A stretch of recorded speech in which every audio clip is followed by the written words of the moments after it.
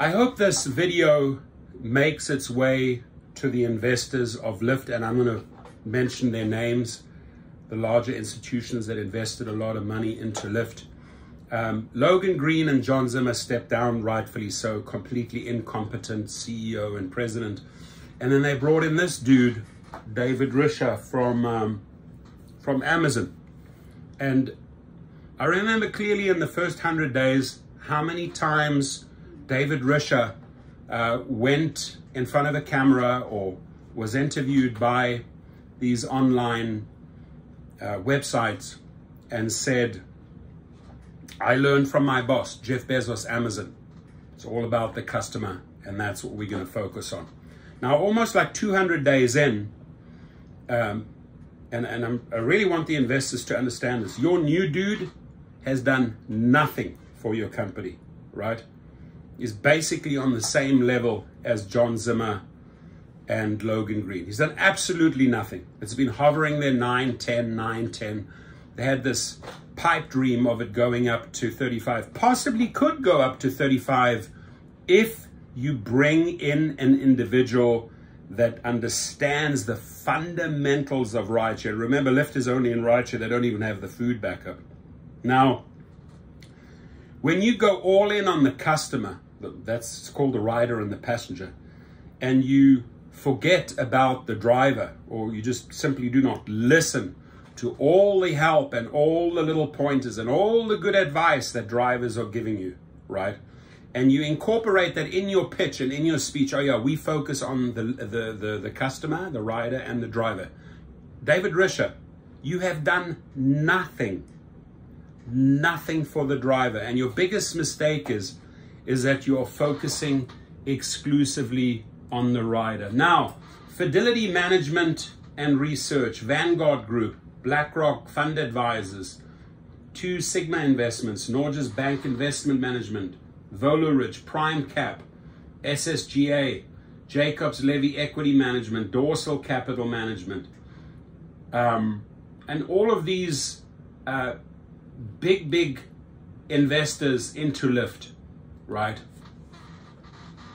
You need to get rid of this man and bring in someone that is able to understand that Lyft revolves around two parties, drivers and riders, not just around one party.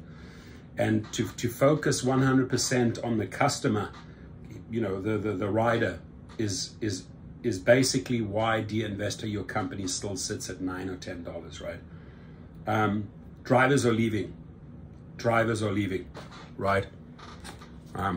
Ladies and gentlemen, that's all I have to say. You can call up the restoration team, right? We'll restore Lyft for you. That's all, brothers.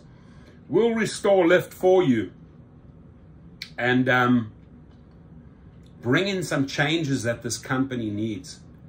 You brought in a new CEO. You quickly found out that after 200 days, you're still stuck in the mud, right? You're at the same spot. Nothing has moved. Nothing has happened. Silly mistakes were made. Abolishing Lux, for example.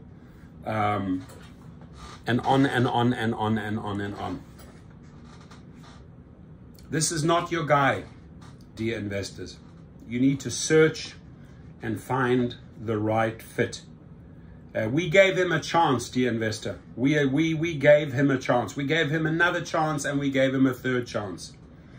But we then found out 200 days later, he doesn't care a continental shit about drivers, right?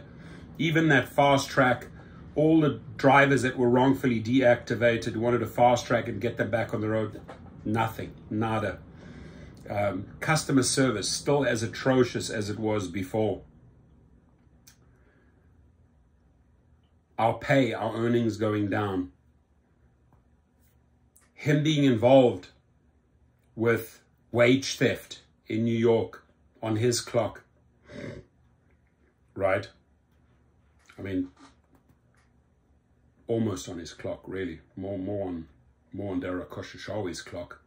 But it's still going on, state by state, wage theft, stealing from the drivers. If that's how you want to steer this ship, you're going to have a lot of icebergs just around the corner, right? Think about it. It's time for new leadership. Derek Khosrowshahi should step down from Uber. I mean, you know, he didn't even come out and apologize. Hey, sorry, New York. We fucked you all over. We stole wages from you, right? You should be in prison, Derek Khosrowshahi. But, you know, show goes on. They were popping, their articles that they were popping champagne after this because they got away with murder. They settled for 328 million. Should have been this big, right? The amount was way, way higher that they stole from drivers. So shame on these individuals. I hope and pray we get new leadership, competent leadership, and leaders that really start understanding what rideshare and food delivery is all about. Otherwise, until then, nothing's going to happen. Take care, everyone. A little bit of humor there.